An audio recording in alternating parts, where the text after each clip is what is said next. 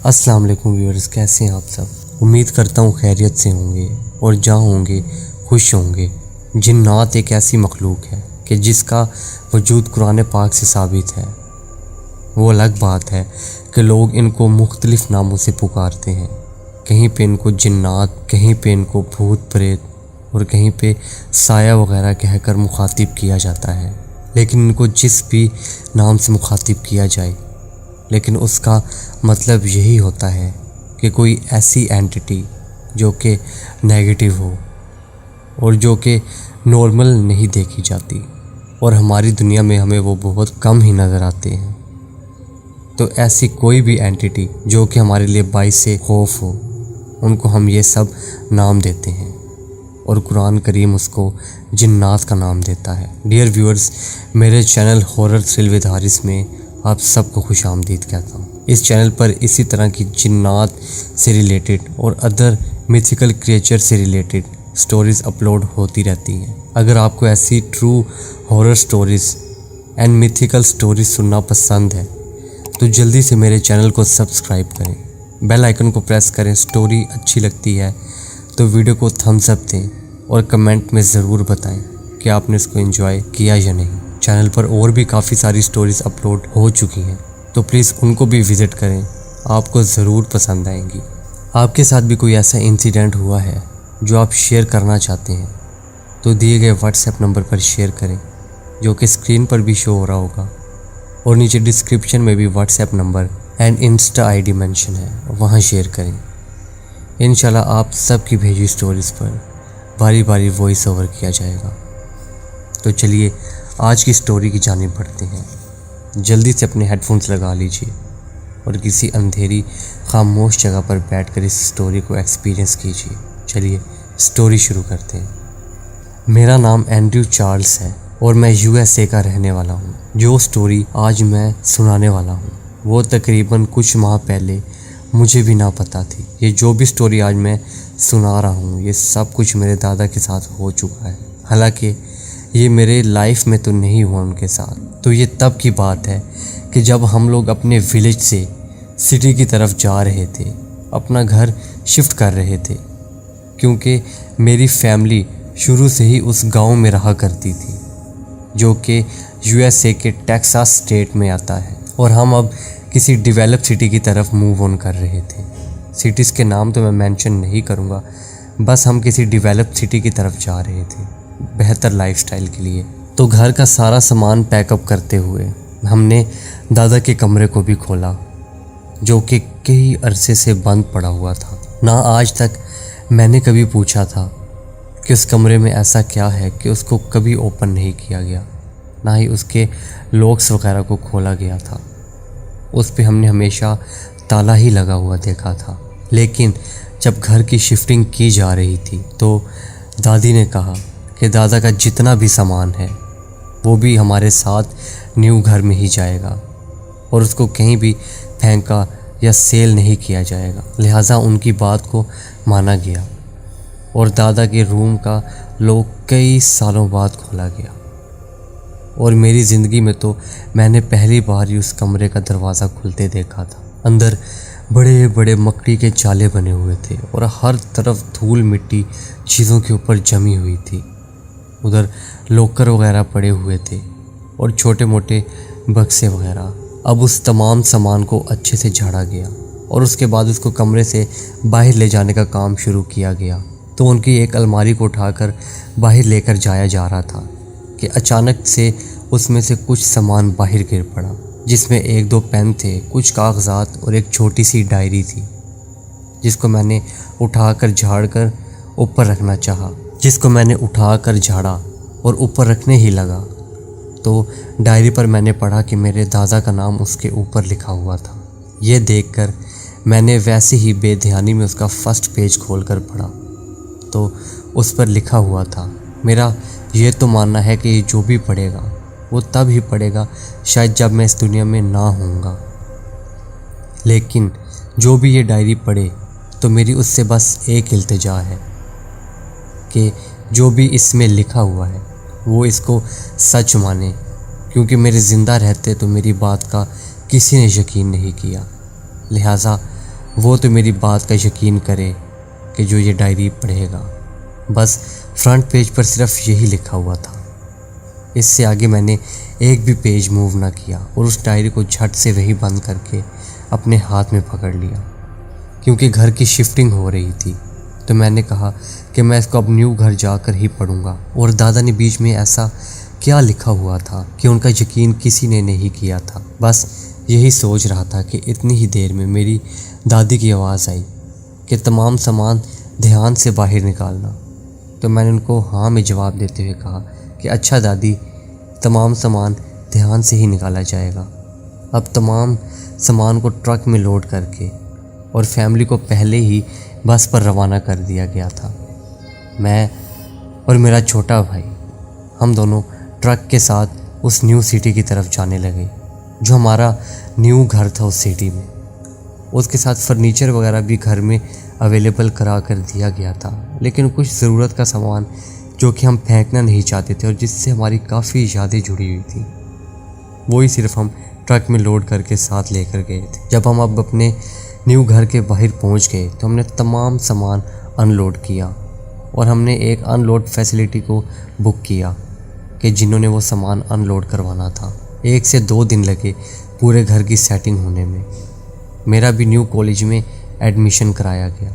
उसके बाद जब पूरा घर बिल्कुल सही से सेट हो गया तो मेरे ज़हन में दोबारा से आया कि मुझे वो डायरी पढ़नी थी। वो मैंने बिल्कुल संभाल के अपने बैग के अंदर रखी हुई थी। ये रात के तकरीबन 9 बजे का टाइम था। तमाम घर वाले खाना वगैरह खाकर अपने अपने रूम्स में चले गए थे और मैं भी अपने रूम में चला गया था। मेरे रूम में काफ़ी अच्छा सा स्टडी टेबल वगैरह भी बना हुआ था कि जिस पर बैठकर काफ़ी आराम से स्टडी की जा सकती है कंफर्टेबल होकर। तो मैंने उस डायरी को खोला और उसका वो पेज जो कि मैं पहले पढ़ चुका था उसको स्किप करते हुए नेक्स्ट पेज की तरफ गया। तो कहानी यहाँ से शुरू होती है।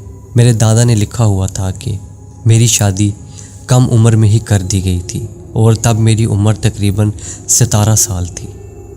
हमारे गांव में इतनी कोई फैसिलिटीज़ वगैरह नहीं थी और लोग शहर भी बहुत कम आया जाया करते थे। मेरा तो इतना कोई शहर कभी चक्कर भी नहीं लगा करता था। बस मैं 1 से 2 दफ़ा ही अपने वालिद के साथ शहर की तरफ गया था और वो जगह तो ऐसी थी कि जैसे हमारे गांव और उस शहर में ज़मीन आसमान का फ़र्क हो, बल्कि मैं किसी और ही दुनिया में आ गया था। वो 1-2 से चक्कर भी हमारे फसलों की डीलिंग के लिए लगे थे क्योंकि हमारे घर वाले खेती बाड़ी किया करते थे गांव में और हम अपने अनाज वगैरह को बेचने के लिए और अच्छी कीमत लेने के लिए शहर जाया करते थे।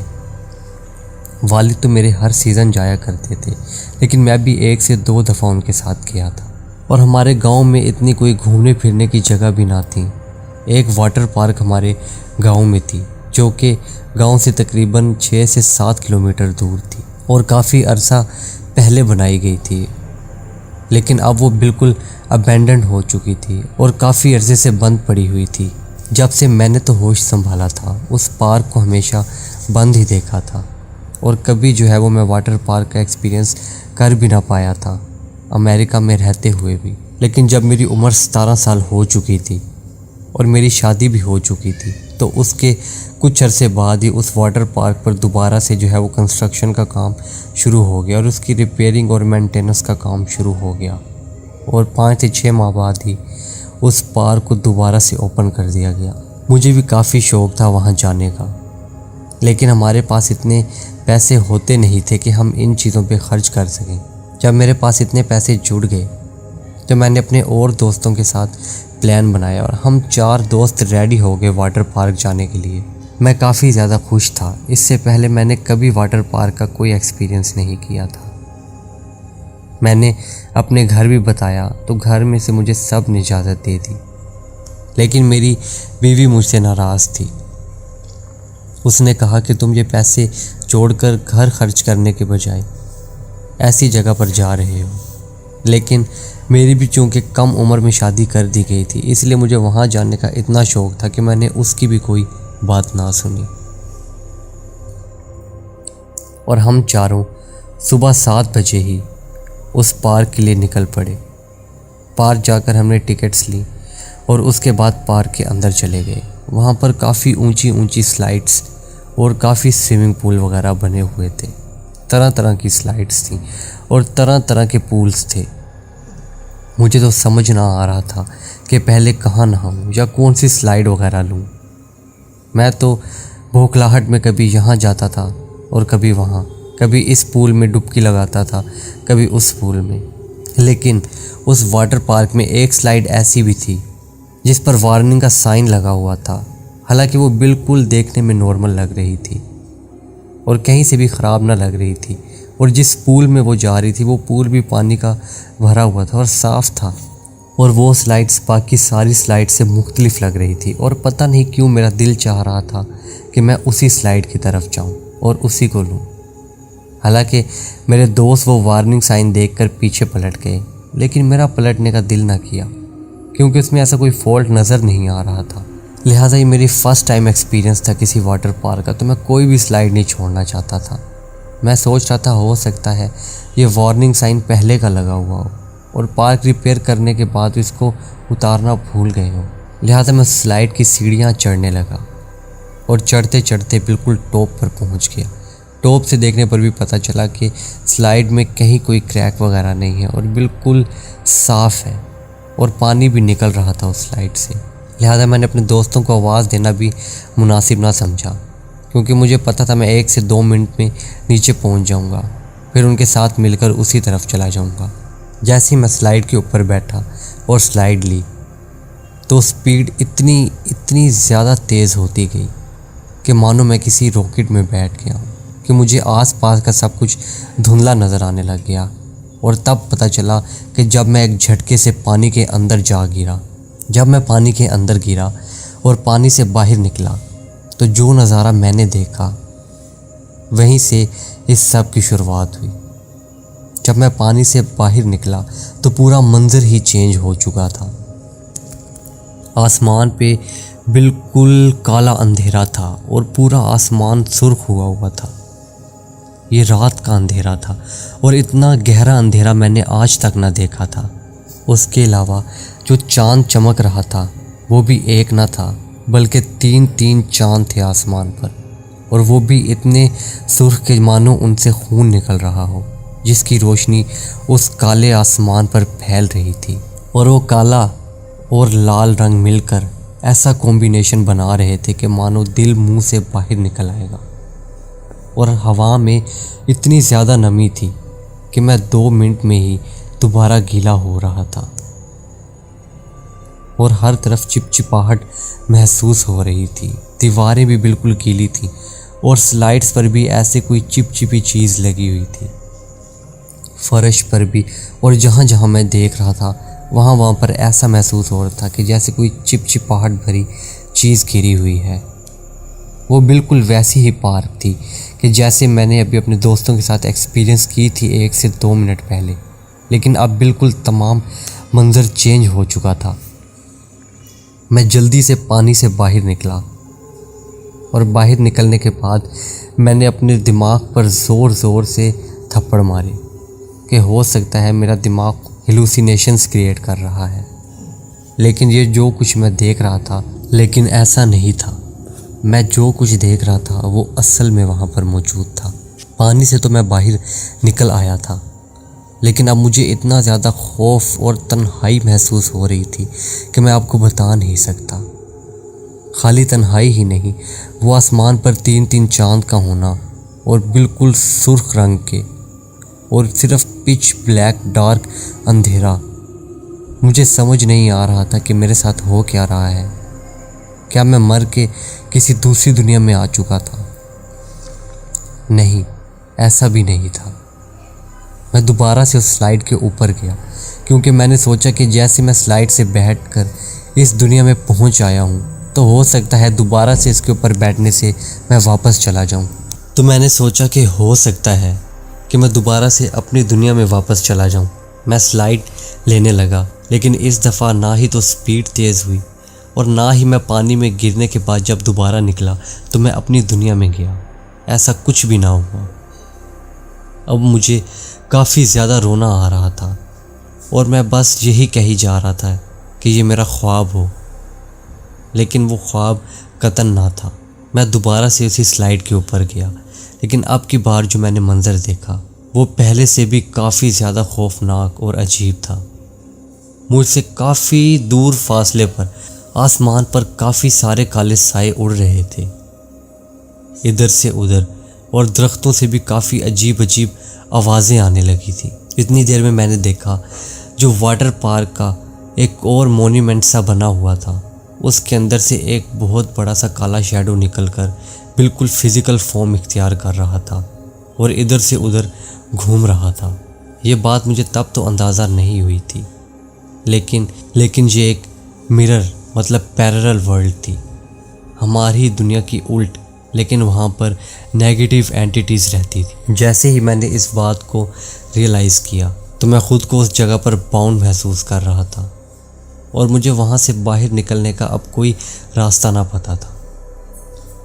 मैं किसी तरीके वहाँ उस डायमेंशन में एंटर तो कर गया था, लेकिन अब मुझे ये ज़रा भी ना पता था कि मैं वापस कैसे जाऊँगा। पता तो तब होता ना कि यहाँ भी जब मैं अपनी मर्ज़ी से आया होता, लेकिन मुझे तो अब कुछ समझ ना आ रहा था कि मैं क्या करूँ। लिहाजा जो साथ एक मोन्यूमेंट सा था जिसमें से वो एक ब्लैक सी एंटिटी निकल कर बाहर गई थी, मैं उसके अंदर एक दफ़ा को छुप कर बैठ गया, क्योंकि काफ़ी सारी अजीबोगरीब मखलूक़ें वहाँ से गुज़रने लगी थीं और ऐसे स्मेल कर रही थीं हवा में कि जैसे उन्होंने पता नहीं क्या ही सूंघ लिया है, और आपस में भी एक दूसरे के साथ खड़ी हो रही थी, फिर कुछ बातचीत करके इधर उधर निकल जाया करती थी और काफ़ी खौफनाक किस्म की आवाज़ें निकाल रही थी कि इतनी देर में मुझे फ़ील हुआ कि किसी ने मेरे पाँव से पकड़कर मुझे ज़ोर से बाहर खींचा है।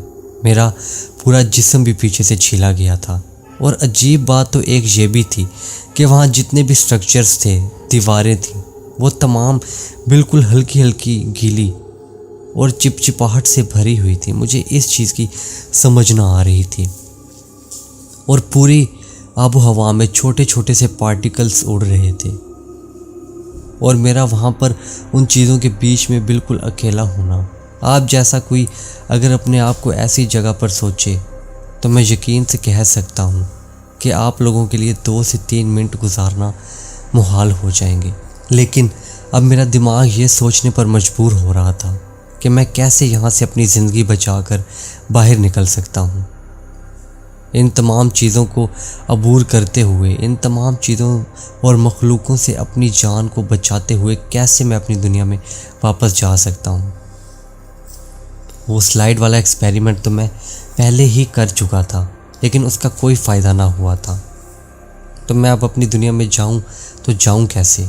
वो जिस चीज़ ने भी मुझे खींचा था, खींचने के बाद मुझे वहीं पर छोड़ दिया, और मैं भी बिल्कुल नीचे ऐसे पड़ा रहा कि जैसे मुझ में जान ही नहीं है, और मेरे ऊपर से वही ब्लैक शैडो इधर उधर गुजरते रहे, लेकिन उनकी मुझ पर कोई नज़र ना पड़ी, क्योंकि मैं बिल्कुल साकिन और चुप पड़ा रहा। और जैसे ही वो चीज़ें वहाँ से थोड़ा दूर हुई तो जो मैं वाटर पार्क की एग्ज़िट है उसकी तरफ हल्का हल्का बढ़ने लगा, चीज़ों के पीछे से होता हुआ, क्योंकि चीज़ों के पीछे से मैं इसलिए होता हुआ जा रहा था क्योंकि काफ़ी सारी क्रिएचर्स ऐसा लग रहा था कि वहाँ मुझे ही ढूंढ रही हैं, और मेरा वहाँ आना उनको बिल्कुल पसंद नहीं आया। उनको अपनी इस पैरेलल वर्ल्ड में किसी गैर का आना कतन पसंद नहीं आया था। वो भी बहुत गुस्से में थी, और मैं इतना तो जानता था कि उनके हत्थे चढ़ते ही वो मुझे मार देंगी। मैं ऐसे नहीं मरना चाहता था, बस मैं ये चाहता था कि मैं किसी तरीके कोई ऐसा गेटवे ढूंढ लूँ जो कि मुझे मेरी ही दुनिया में वापस ले जाए। इसी तरीके छुपता छुपाता हुआ मैं उस पार्क के एग्ज़िट पे पहुंचा, और एग्ज़िट पर बहुत बड़े बड़े से 2 अजीबो गरीब किस्म के साए खड़े हुए थे, और वो साए भी ऐसे हुआ करते थे कि 2 सेकंड तो वो ऐसे लगता था कि जैसे कोई फिज़िकल एंटिटी नहीं, और फिर 2 सेकंड बाद वो कोई फ़िज़िकल शेप इख्तियार कर लेते थे। हर एक क्रिएचर की शेप एक दूसरे से बिल्कुल मुख्तलिफ होती थी। उधर काफ़ी किस्म की नेगेटिव एंटिटीज़ फिर रही थी कि जो कि आज से पहले ना कभी किसी ने सुनी होंगी और ना ही कभी किसी ने देखी होगी। जो सब कुछ मैं देख रहा था वो मैं जानता था, जैसे ही वो दोनों चीज़ें गेट की एग्ज़िट से हट के इधर उधर हुई, मैं आराम से बाहर निकलने लगा कि अचानक से उन चीज़ों ने मुझे देख लिया और मैंने वहाँ से भागना शुरू कर दिया। लेकिन उन चीज़ों ने मेरे पीछे भागना शुरू ना किया, बल्कि वो गायब हो के अपना जो है वो फासला तय कर रही थी। ना ही वो दौड़ रही थी, ना ही वो भाग रही थी, बल्कि अभी अगर वो मुझसे 6 कदम दूर हैं तो गायब होकर वो मुझसे 3 कदम की दूरी पर आ जाया करती थी। ऐसे करके वो मेरी तरफ बढ़ रही थी कि इतनी देर में साथ वाले जंगल में मैं घुस गया। काफ़ी ऊंचे ऊंचे दरख्त थे वहाँ पर, और एक दरख्त के पीछे जाकर मैं बैठ गया और वो चीज़ें मुझे ढूंढने लगीं। और उन्होंने कुछ इस तरह की आवाज़ निकाली कि ऊपर से दरख्तों के काले साए उड़ने लगे और यूं ही लग रहा था कि वो भी मुझे ही ढूंढ रहे हैं। लिहाजा मैं सिसकियाँ लेता हुआ दरख्त की ओर में बैठकर उन चीज़ों को देख रहा था और बस ये सोच रहा था कि ये मेरा ख्वाब ही और बस अभी ख्वाब टूट जाए और मैं अपने घर में अपने बिस्तर पर पड़ा हुआ हूँ। लेकिन ऐसा तो होने वाला ना था, क्योंकि ये सब कुछ मेरे साथ रियल में हो रहा था। वो चीज़ें काफ़ी शिद्दत से मुझे ढूंढ रही थी। आप इमेजिन करें कि आप किसी ऐसी दुनिया में हैं कि जहाँ पे सिर्फ आपकी ज़ात है और उसके अलावा ऐसी क्रिएचर्स हैं जो आपकी जान की दुश्मन हैं, और आपके पास अपने घर वापस जाने का भी कोई रास्ता नहीं है। आसमान पर 3 सुर्ख रंग के चांद चमक रहे हैं, बिल्कुल काला पिच ब्लैक अंधेरा, और हर तरफ नमी। तो आप फील करें कि वो मंज़र कैसा होगा। इतनी देर में एक चीज़ ने मुझे देख लिया और बाकी चीज़ों को अपनी तरफ मुखातिब करते हुए उसने मेरी तरफ इशारा किया और वो सब मेरी तरफ भागने लगे। मैं भी जितना तेज़ी से मुमकिन हो सकता था वहाँ से भागने लगा। उनके भागने से मुराद यही है कि वो गायब होकर मेरे पीछे आ रही थी। लिहाजा मैं भी जंगल में ज़िग ज़ैग करते हुए चलने लगा। ये पूरी दुनिया बिल्कुल सेम मेरी दुनिया जैसी ही थी। वही जगह थी, वही रोड थे और वही सब कुछ। लेकिन इसमें बस यही था कि उस दुनिया में हम जैसे इंसान थे और इस दुनिया में ये मखलूक अपना बसेरा करके बैठी हुई थी। ये उस दुनिया की बिल्कुल उल्ट दुनिया थी, जहाँ पे बिल्कुल अंधेरा था और नेगेटिव एंटिटीज़ बहुत ज़्यादा थी। अब मैं इसी तरह ज़िग ज़ैग करते हुए भागा जा रहा था कि मैंने देखा कि जंगल तो अब ख़त्म हो चुका था और बिल्कुल सामने ही मेरे एक रोड आ चुका था, और रोड पर भी काफ़ी सारी क्रिएचर्स फिर रही थी, और रोड के दूसरी तरफ नहर थी जो कि हमारे गांव के साथ कनेक्ट होती थी, और वो पानी इतना ज़्यादा खौफनाक मंजर पेश कर रहा था उस लाल रोशनी में कि मैं आपको बता नहीं सकता। अभी तक भी अगर मैं ज़िंदा था तो ये मेरी बर्दाश्त और मेरी हिम्मत थी कि मैं ज़िंदा था। मैं जल्दी से उस रोड की तरफ भागा और वो चीज़ें भी मेरे पीछे भागीं कि इतने में ही मेरा पाँव फिसला और मैं उस नहर के अंदर जा गिरा। और नहर के अंदर भी काफ़ी सारी वही मखलूक मौजूद थी जो कि मुझे नहर के अंदर खींचने लगी, और मुझे 1 से 2 गोते आ गए, जिसके बाद बस मैंने समझ लिया कि अब मेरी मौत पक्की है। लेकिन जब मैं थोड़ा सा बाहर निकला तो मेरी आंखें चुभने लगीं और मैंने अपनी आंखों के सामने इतनी तेज़ रोशनी फील की कि ऐसे लग रहा था कि मानो मैं अंधा हो गया हूँ, जब मेरे आगे किसी ने सूरज ला कर रख दिया है बिल्कुल।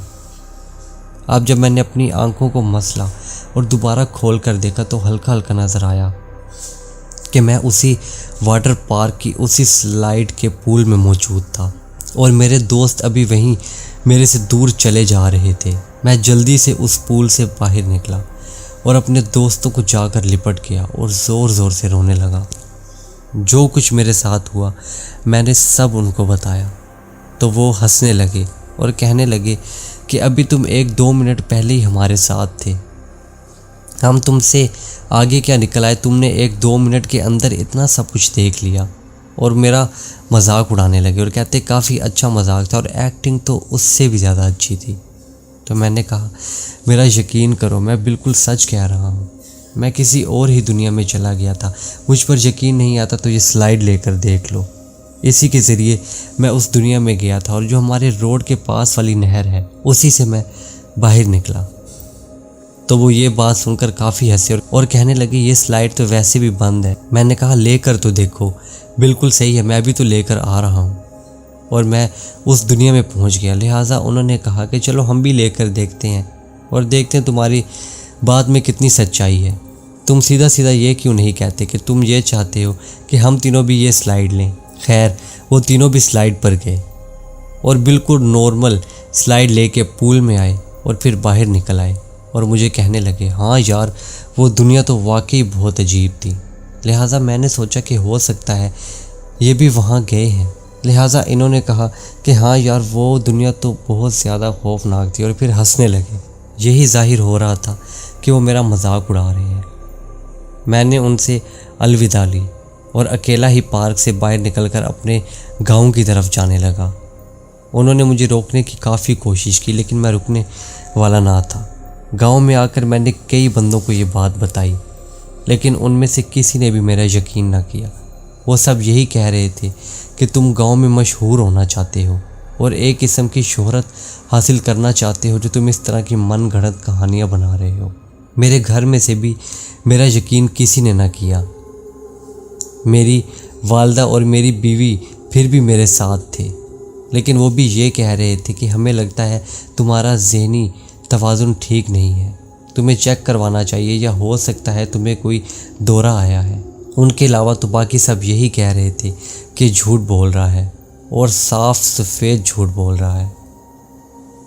लिहाजा मैंने काफ़ी बार उनको ये बात बताने की कोशिश की लेकिन किसी ने भी मेरा यकीन ना किया। अब क्या होता था कि अक्सर मैं अपने कमरे में भी बैठा हुआ होता था आराम से नॉर्मल और अपनी पलकें वगैरह झपकता था। तो बीच में एक लम्हा ऐसा भी आता था कि जब मैं अपनी पलक झपक कर दोबारा खोलता था तो मेरे आगे तमाम मंजर दोबारा चेंज हो चुका होता था। मैं अपने घर में तो मौजूद होता था लेकिन उस पैरेलल वर्ल्ड में आ गया होता था जहाँ पर मेरे अलावा और कोई ना होता था।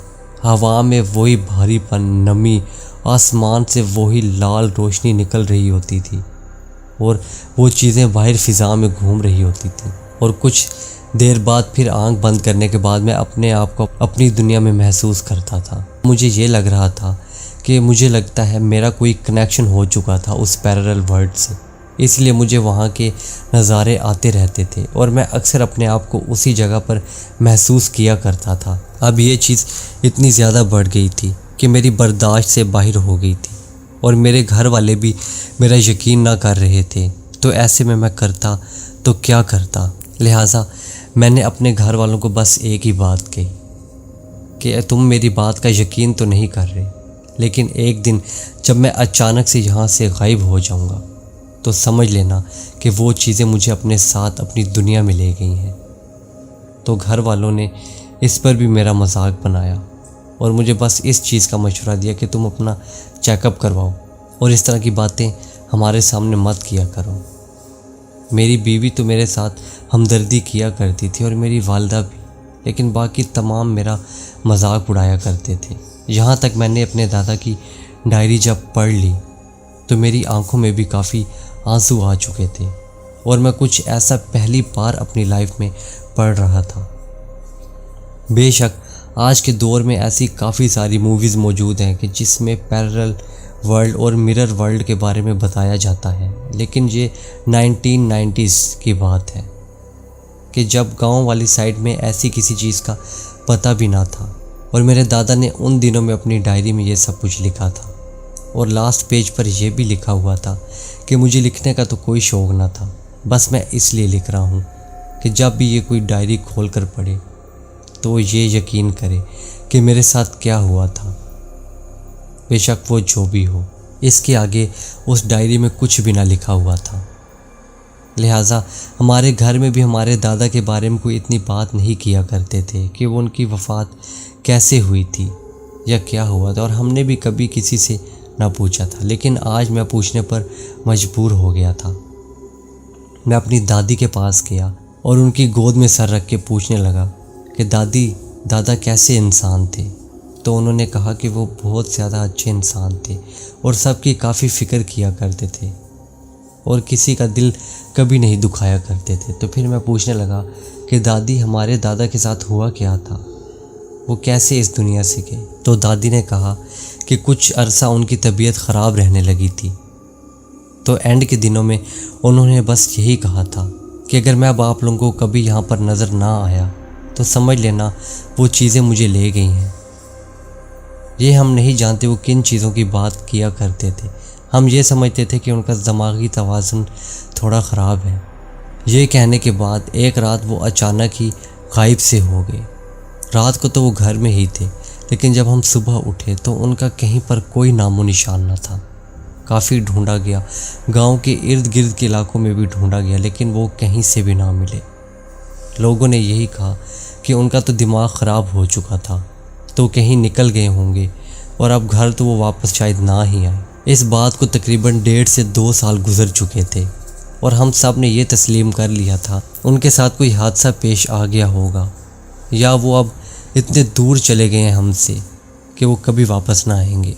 लेकिन जो हमारे घर के पास वाली नहर थी, एक दिन गोताखोरों को वहाँ से एक लाश मिली। तो लाश की जब शिनाख्त की गई तो पता चला कि वो तुम्हारे दादाजी थे। ये बात सुनकर गांव में काफ़ी ज़्यादा हंगामा मचा, क्योंकि वो 1.5 से 2 साल पहले लापता हुए थे और अब जाके उनकी लाश पानी में से मिली थी, और लाश भी ऐसी थी कि जैसे अभी उनकी मौत 1 से 1.5 घंटा पहले ही हुई थी। और जब उनको घर लाया गया था तो ऐसे लग रहा था कि उनके जिस्म में से पूरा खून चूस डाला गया है और उनके जिस्म में खून का एक कतरा भी मौजूद नहीं है, लेकिन उनकी सेहत भी वैसी ही थी। तो सारों ने ये कहा कि जो ये कहते थे हो सकता है इनके ऊपर किसी चीज़ का साया था, लेकिन जो दूसरी दुनिया की बात करते थे वो तो कतई ही गलत थी। अभी भी कोई उनकी बात का यकीन नहीं करता।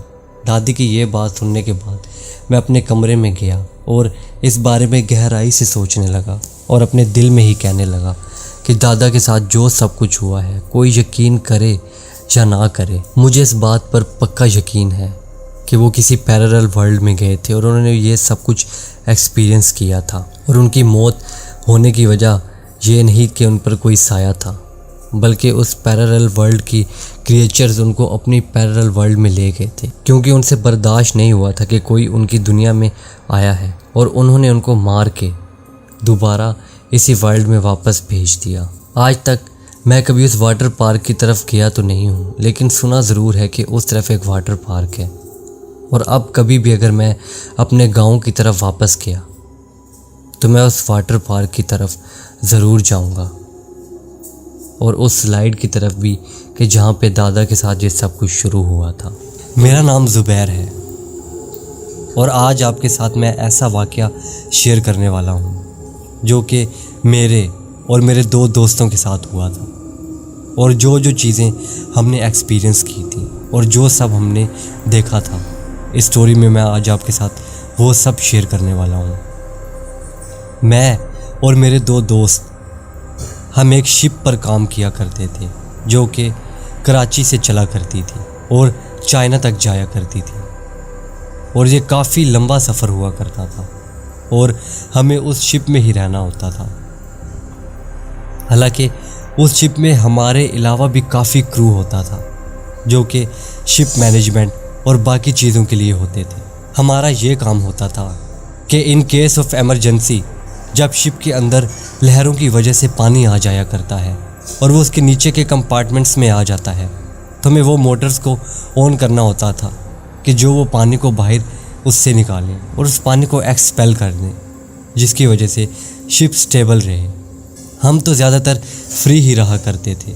बस ऐसी तूफ़ानी रातों पे हमारा काम होता था कि जब शिप के अंदर पानी आना स्टार्ट हो जाता और लहरें ऊंचे होने की वजह से शिप जो है काफ़ी ऊपर नीचे हुआ करती थी और पानी उन कंपार्टमेंट्स में आ जाया करता था, और वो कंपार्टमेंट्स भी इसी गर्ज से बनाए जाते थे कि वो थोड़ा बहुत पानी एब्जॉर्ब करके शिप को स्टेबल करें और उसके बाद उस पानी को बाहर पंप आउट कर दिया जाए।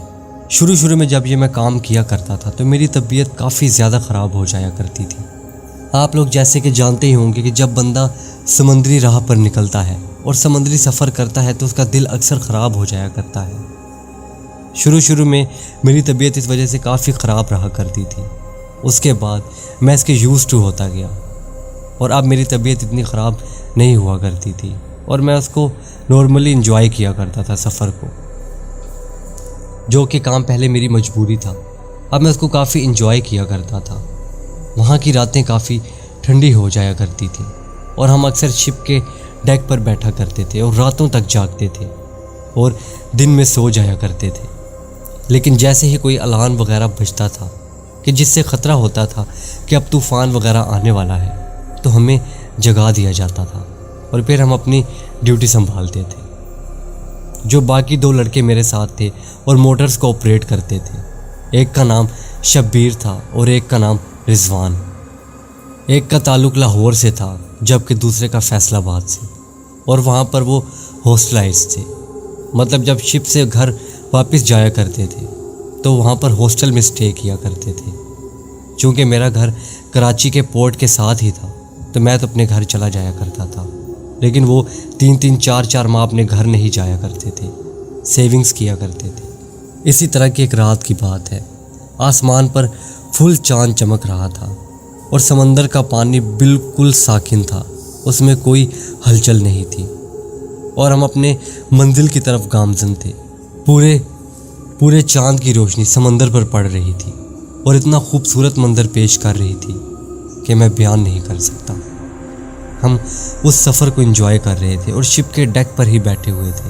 फासले से कुछ और लोग भी डेक पर बैठे हुए थे जो कि वर्कर्स ही थे, और वहाँ पर पैसेंजर्स तो होते ही नहीं थे क्योंकि वो एक कार्गो शिप थी। अब हम यूं ही बैठे हुए थे कि हमें सामने की सिमत से ऐसे लगा कि बहुत गहरे और घने बादल आ रहे हैं और बिजली भी चमक रही है। ये चीज़ देखते ही दिल में थोड़ा सा खौफ आ जाया करता था, क्योंकि एक तो चारों तरफ सिर्फ समंदर का गहरा काला पानी होता था, उसके ऊपर से तूफ़ान की वजह से और बारिश की वजह से इतनी ऊंची और बुलंद लहरें उठती थीं कि उसको देखकर लगता था कि दुनिया का सबसे ख़तरनाक और जानलेवा काम ही यही है, ऐसी शिप्स पर सफ़र करना। लेकिन जब तूफ़ान वगैरह नहीं आते और वैसे ही साकिन रहता है समंदर का पानी, तो तब तो उस काम में ज़रा भी मुश्किल नहीं लगती। लेकिन तूफ़ानी रातें इस नज़रिए को बिल्कुल ही बदल देती हैं। अब सामने से बादल आ रहे थे और बिजली भी चमक रही थी, तो डेक पर मौजूद जितने भी लोग थे सब अलर्ट हो गए। मैं भी और मेरे दोनों दोस्त भी अलर्ट हो गए। वहाँ पर फॉरेनर्स भी उस शिप पर थे, चाइना के, जो कि ज़्यादातर टेक्नीशियंस ही थे। अब हमें नीचे उस कंपार्टमेंट में भेजा गया कि जहाँ से मोटर्स को ऑन करना होता था, और वो पंपिंग मोटर्स जहाँ पर लगी हुई थी। हमारा जो ऑब्जर्वेटरी एरिया होता था वो उसी हल के अंदर होता था कि जहाँ पानी आता था, लेकिन थोड़ा ऊंचाई पे होता था कि जिससे हम उन लहरों से बच सकें। हमें लाइफ जैकेट्स पहनाई जाती थी और उसके अलावा हमारी एक सेफ्टी वायर होती थी जिसके थ्रू हमें जंगले के साथ टकअप किया जाता था और हम उसी के साथ टैकल रहते थे। अब हम जल्दी से अपनी लाइफ जैकेट्स पहनकर उस बॉटम हल की तरफ गए कि जहाँ से हमें मोटर्स को ऑन करना होता था और बार बार ऑफ भी करना होता था।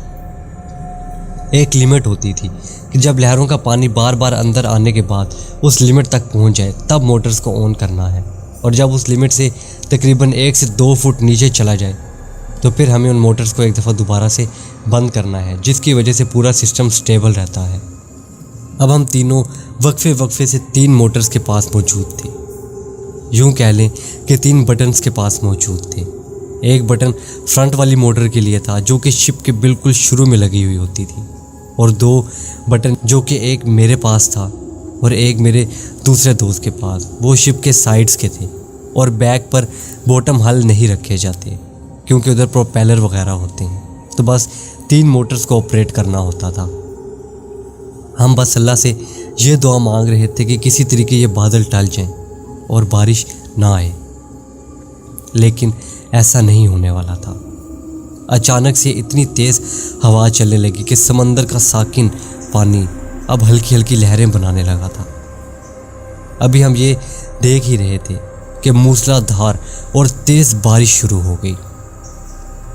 उसके बाद वो हवाओं का ज़ोर इतना ज़्यादा बढ़ा कि मैंने अपनी पूरी लाइफ में जब का इस शिप पे काम करना शुरू किया था इतनी ऊंची लहरें कभी नहीं देखी थी और इतना तेज़ तूफ़ान आज तक नहीं देखा था कि जितना आज आने लगा था। शिप अपने एंगल से बिल्कुल उलट रही थी और फिर सीधी हो जाया करती थी। हमने भी जंगलों को पकड़ा हुआ था और समंदर का पानी ऐसे अंदर आ रहा था कि जैसे पूरी शिप को अभी निगल जाएगा और एक एक लहर के अंदर ही वो बॉटम हल को फिल कर रहा था, जिसकी वजह से हम मोटर बंद ही नहीं कर पा रहे थे और मोटर मुसलसल ऑन थी क्योंकि पानी उस लेवल से नीचे जा ही नहीं रहा था। इतने में मुझे पता चला कि मेरा एक दोस्त, उसने अपनी सेफ्टी वायर कनेक्ट नहीं की हुई थी जंगले के साथ और वो अचानक से नीचे की तरफ लटक गया।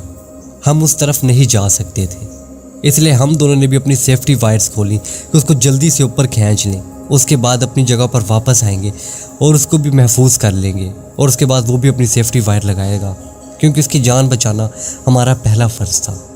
जैसे ही हम अपनी सेफ्टी वायर्स खोल के उसके पास बढ़ने लगे तो वो एक झटके से नीचे गिर गया समंदर के पानी में और उसको बचाते बचाते मेरा भी पाँव स्लिप हुआ और मैं अपने दोस्त को साथ लेकर उसी पानी में गिर गया। हालांकि हमने लाइफ जैकेट्स पहनी हुई थी लेकिन वो पानी इतनी ऊंची ऊंची लहरें क्रिएट कर रहा था कि आप सोच नहीं सकते। एक एक लहर के साथ हम पत्नी कितने कितने फीट पानी के अंदर जा रहे थे और फिर लाइफ जैकेट्स की वजह से बाहर आ रहे थे उछलकर।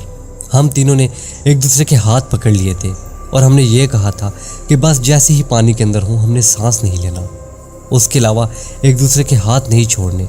ऊपर से तेज़ बारिश, बिजली का चमकना और हम इतने बड़े और लहरें उठाते हुए समंदर में बिल्कुल अकेले थे। शिप हमसे दूर जाती जा रही थी और हम चीख रहे थे कि इतनी देर में लहरें हमें बहाते बहाते अपने साथ लेती गई और हम लोग पानी में ही बेहोश हो गए।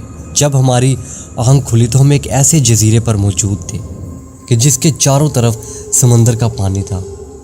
बादल बिल्कुल जा चुके थे, आसमान पर चांद चमक रहा था, लेकिन ताज्जुब की बात यह थी कि चांद का रंग बिल्कुल येलो नहीं था बल्कि थोड़ा ऑरेंज टाइप था, ऐसा कि जिस तरह का चांद मैंने पहले कभी भी नहीं देखा था।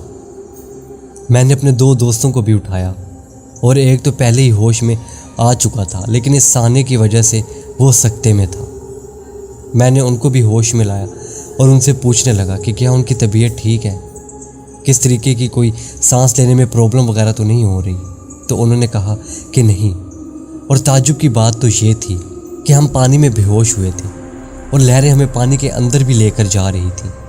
तो ऐसा क्यों नहीं हुआ कि हम पानी के अंदर डूब गए या हमने अपनी सांस के साथ पानी अंदर ले लिया। खैर हम नहीं जानते थे इस चीज़ को। अब हम तीनों जल्दी से उठे और उस जजीरे के अंदर जाने लगे। हम नहीं जानते थे कि जजीरा कितना बड़ा है या ये सिर्फ जजीरा ही है या हम किसी कंट्री की कोस्ट लाइन पर पहुंच चुके हैं, क्योंकि देखने में तो हर कंट्री की कोस्ट लाइन जो है ऐसी ही लगती है। तो हो सकता है हम किसी कंट्री के कोस्ट लाइन पर पहुंच गए, लेकिन हम जैसे जैसे उस जजीरे के अंदर जाते जा रहे थे तो पता चल गया था कि ये किसी कंट्री की कोस्ट लाइन नहीं बल्कि एक जजीरा है। उसमें बड़े बड़े ऊंचे नारियल के दरख्त थे और ऐसी झाड़ियाँ उगी हुई थी जो कि मैंने पहले कभी जजीरे पर तो कभी भी नहीं देखी थी और ना ही जजीरे पर कभी ऐसी घास वगैरह और झाड़ियाँ उगती हैं। हालांकि चांद फुल रोशनी से चमक रहा था, लेकिन जैसे ही हम उस जजीरे के बिल्कुल अंदर गए तो हमें पता चला कि वहाँ पर चांद की रोशनी उन दरख्तों की वजह से बिल्कुल पहुँच ही नहीं रही और वहाँ पर अंधेरा ही अंधेरा था। मेरे पास टॉर्च लाइट थी जो कि हमारे लाइफ जैकेट्स के अंदर वाली साइड पर मौजूद होती हैं। वो वाटरप्रूफ टॉर्च लाइट्स होती हैं। मैंने जल्दी से अपनी जैकेट से टॉर्च लाइट निकाली और उन दोनों को भी कहा कि अपनी अपनी टॉर्च लाइट निकाल लें। हमने उसको बिल्कुल कम इंटेंसिटी पे ऑन किया और जैसे ही हमने उसको ऑन किया तो जो नज़ारा हमने देखा वो हमारी समझ से बाहर था। दरख्तों के साथ किसी किसी जगह पर इंसानी खोपड़ियाँ और हड्डियाँ वगैरह पड़ी हुई थी और जब दरख्तों के ऊपर लाइट मारी तो वो भी कोई आम नारियल के दरख्त नहीं थे बल्कि नारियल के दरख्तों की जगह वहाँ पर इंसान की खाल वगैरह लटकी हुई थी ज़्यादा तो नहीं थी, एक एक दो दो दरख्त पर ऐसी चीज़ें नज़र आ रही थी जैसे किसी दरख्त पर इंसान के हाथ का चमड़ा लटकाया गया हो और किसी जगह पर उसके पेट का चमड़ा। ये नज़ारा देखने के बाद हम काफ़ी ज़्यादा खौफज़दा हुए और हम सोचने लगे कि हम कैसे जजीरे पर पहुंच गए हैं। मुझे तो ये सोच भी आ रही थी कि हो सकता है हम किसी ऐसे जजीरे पर आ गए हैं कि जहाँ पर ऐसे ट्राइब या ऐसे कबीले रहते हैं कि जिनको अपनी इस जगह पर किसी गैर इंसान का आना कबूल नहीं होता। अक्सर ऐसे ट्राइब और कबीलों के बारे में मैंने सुन रखा था जो कि दुनिया से बिल्कुल कता ताल्लुक़ रहते हैं, तो हो सकता है ये उनका काम हो। अक्सर मैंने यूट्यूब वगैरह पर वीडियोस भी देख रखी थी कि ऐसे लोग कैसे अपनी जगह पर बगैर बुलाए जाने वालों को मार दिया करते हैं। ना ही उनकी कोई ज़ुबान समझता है और ना ही वो किसी की ज़ुबान समझते हैं। तो मैं अपने दोस्तों को कह रहा था कि शोर उन्होंने ज़रा भी नहीं करना। हो सकता है हम इसी तरह के किसी आइलैंड पर आ चुके हैं और वो जो भी गैर इंसान यहाँ पर आता है उसके साथ ऐसा हाल कर देते हैं। लेकिन मैं बिल्कुल गलत सोच रहा था। अब हमें दूर दरख्तों से किसी चीज़ के करीब आने की आवाज़ सुनाई देने लगी। मैंने अपने दोस्त को कहा कि वो अपनी लाइट को बिल्कुल बंद कर दें, क्योंकि लाइट की वजह से हो सकता है वो जो भी चीज़ है वो हमारी तरफ आ जाए। तो उन्होंने भी अपनी लाइट्स बंद की और मैंने भी अपनी लाइट बंद कर दी। हम तीनों काफ़ी डरे हुए थे, लेकिन ये नहीं समझ पा रहे थे कि ये हमारे साथ सब कुछ क्या हो रहा है। अभी हम इतने खौफनाक किस्म के तूफ़ान से बचकर यहाँ तक पहुँचे थे और ये जगह उससे भी ज़्यादा जानलेवा है। अब हम तीनों एक दरख्त की ओट में होकर बैठ गए। जिस तरफ से आवाज़ आ रही थी उसके बिल्कुल अपोजिट, ताकि वो चीज़ अगर हमारे करीब से गुजरे भी सही तो हमें देख ना सके। और साथ साथ दरख्तों के हिलने की काफ़ी तेज़ आवाज़ आ रही थी। अब वो आवाज़ हमारे करीब से करीब आती जा रही थी और साथ वाले दरख्तों की टहनियाँ और पत्ते भी हिलने लगे थे, जिसकी वजह से चाँद की रोशनी भी वक्फे वक्फे से नीचे आ रही थी। क्योंकि जब भी कोई दरख्त के पत्ते वगैरह या टहनियाँ हिलती थी तो वहाँ से जब दरख्त हिलता था तो उसके हिलने की वजह से चाँद की रोशनी अंदर आने लगती थी। वो चीज़ करीब से करीब आती जा रही थी कि आखिर वो चीज़ बिल्कुल हमारे सामने आकर उन दरख्तों से नीचे उतर आई और वो दरख्तों के ऊपर से यूं आ रही थी कि जैसे एक दरख्त की टहनी से दूसरे दरख्त की टहनी पर झूल रही हो। और वो बिल्कुल हमारे सामने आके उतर चुकी थी। अभी भी दरख्तों की टहनियाँ हिल रही थी, इसलिए वो जो हल्की हल्की सी लाइट एक एक दो दो सेकंड के बाद चाँद की पड़ रही थी, उसमें इस चीज़ की अपीयरेंस हमें वाज़ेह हो रही थी। वो चीज़ तकरीबन 7 से 8 फीट लंबी थी और इतनी भयानक और खौफनाक चीज़ मैंने तो अपनी ज़िंदगी में आज तक नहीं देखी थी। उसकी 2 टांगें थीं और तकरीबन 9 हाथ थे एक तरफ और 9 हाथ एक तरफ। गिने तो मैंने नहीं थे, लेकिन अंदाज़न मैं कह सकता हूँ कि उसके 9 हाथ थे और उसका फेस इतना भयानक और खौफज़दा था कि हम तीनों ने एक दूसरे को ज़ोर का पकड़ लिया। जो दोस्त मेरे साथ बैठा हुआ था उसने तो मेरा गोश्त को इस तरह नोचना शुरू किया कि मैं आपको बता नहीं सकता, डर के मारे। वो चीज़ अब हमारे बिल्कुल सामने खड़ी हुई थी और ऐसे सूंघ रही थी कि जैसे उसने कुछ इस तरह की चीज़ सूंघ ली हो कि जो उसे पागल कर रही हो। वो सूंघती सूंघती इधर से उधर जा रही थी और फिर उधर से इधर, लेकिन उसको शायद हमारी स्मेल इसीलिए नहीं आ रही थी क्योंकि जब हम शिप से गिरे थे तो उसका काफ़ी सारा क्रूड ऑयल भी हमारे ऊपर गिरा था और वो हमारी जैकेट के अंदर एब्जॉर्ब हो चुका था और अभी भी हमारे पास से उसकी काफ़ी ज़्यादा स्मेल आ रही थी। तो हो सकता है इसी वजह से वो जो भी चीज़ थी हमारी स्मेल को अच्छे से फील नहीं कर पा रही थी और इसी वजह से अभी तक हम महफूज बैठे हुए थे। लेकिन कब तक महफूज रहते ये हम नहीं जानते थे, क्योंकि वो चीज़ हमें मार ही देने वाली थी। और जो उसने उन बाकी सब इंसानों के साथ किया था कि जिनकी खोपड़ियाँ और कटे हुए चमड़े लटके हुए थे, अब हमारा भी यकीनन वही हाल होने वाला था। अब वो चीज़ सूंघते सूंघते काफ़ी अजीबो गरीब किस्म की आवाज़ें निकाल रही थी और जब वो अपना मुंह खोल रही थी तो उसका मुंह किसी ऑक्टोपस के टेंटिकल्स की तरह खुल रहा था और उसका मुंह खुलते ही अंदर लंबे लंबे दांत नज़र आ रहे थे उसका मुंह बिल्कुल सर्कल टाइप था और हर तरफ नुकीले दांत ही दांत थे, इतने बड़े बड़े दांत कि एक ही बार में वो हमारे सर को धड़ से जुदा कर सकती थी। वो चीज़ इसी तरीके स्मेल करते करते हमारे पास से गुजरती हुई उस समंदर की तरफ चली गई कि जहाँ से हम लोग भाग कर आए थे। हमने भी फैसला किया कि दोबारा समंदर की तरफ जाना ज़्यादा बेहतर है। हो सकता है वो चीज़ समंदर के अंदर ना आ सके और समंदर के अंदर रहकर हम इस चीज़ से महफूज रहें, और दिन होते तक हो सकता है कोई यहाँ से शिप वगैरह गुजरे या ऐसी कार्गो सर्विस जो कि हमें यहाँ से बचा ले, वरना तो बचने का कोई चांस नहीं है, क्योंकि इस आइलैंड पर हम 3 इंसानों के अलावा बस वो भूखी मखलूक है जो कि हमें मारना चाहती है और हमारे गोश्त से अपना पेट भरना चाहती है। हम जिस तरफ से वो समंदर की तरफ गई उससे बिल्कुल पैरेलल होकर समंदर की तरफ जाने लगे, और थोड़ी ही देर तक उस जजीरे से इतना बाहर निकल आए थे कि अब हमें समंदर अपने सामने दिखाई दे रहा था और उसके ऊपर पड़ती हुई वो ऑरेंज किस्म के चांद की रोशनी भी देख पा रहे थे। ये हमारी ज़िंदगी का ऐसा मनहूस और काला दिन था कि जो हम कभी भी नहीं भूलने वाले थे। अब हम तीनों समंदर के बिल्कुल सामने मौजूद थे और हमारे पीछे वो जजीरा मौजूद था, और अब हम इधर उधर देख रहे थे कि वो मखलूक भी यहाँ पर कहीं पर है या नहीं, कि इतनी देर पे हमारी लेफ़्ट साइड पे हमें नज़र आया कि वो मखलूक बिल्कुल समंदर के पानी के पास खड़ी हुई थी, और जैसे ही समंदर की कोई छोटी सी लहर जजीरे तक आती थी तो वो उस पानी से बचते हुए पीछे हो जाया करती थी, और फिर जैसे ही पानी वहाँ से कम होता था तो फिर आगे बढ़ जाया करती थी। इससे तो ये मालूम हो रहा था कि वो समंदर के पानी से बहुत ज़्यादा डर रही थी और वो अपने ऊपर उसका एक कतरा तक ना आने दे रही थी। अभी ये चीज़ हम देख ही रहे थे कि हम तीनों को अपने पीछे से एक बहुत ठंडी और हल्की हल्की सी हवा महसूस हुई अपने बालों के पास। जैसे ही मैंने पीछे मुड़कर देखा तो वो उसी तरह की एक और क्रिएचर थी जो हमसे तकरीबन 1 से 2 फुट के फासले पर खड़ी हुई थी।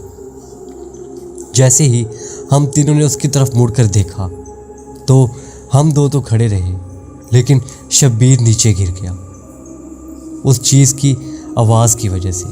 उसने इतनी भयानक और खौफनाक आवाज़ निकाली थी कि शब्बीर उसी की वजह से डर कर नीचे गिर गया, और वो चीज़ समंदर के पानी के पास खड़ी थी, वो भी हमारी तरफ मुतवज्जो हुई, और उस जजीरे से ऐसी आवाज़ें आने लगी कि काफ़ी सारी क्रिएचर्स उसी टाइप के दरख्तों से झूलती हुई हमारे पास आने लगी हैं। वो जो भी चीज़ थी उसने हमारी लोकेशन उन सब को बता दी थी, और शब्बीर नीचे गिर गया था। हमने उसको उठाने की कोशिश की भागने से पहले, लेकिन वो चीज़ इतनी करीब आई कि हम वहाँ से भाग निकले और शब्बीर वहीं पर रह गया। जब हम पीछे मुड़कर देख रहे थे तो चांद की रोशनी में उन चीज़ों की शक्ल अब बिल्कुल वाज़ेह हो चुकी थी।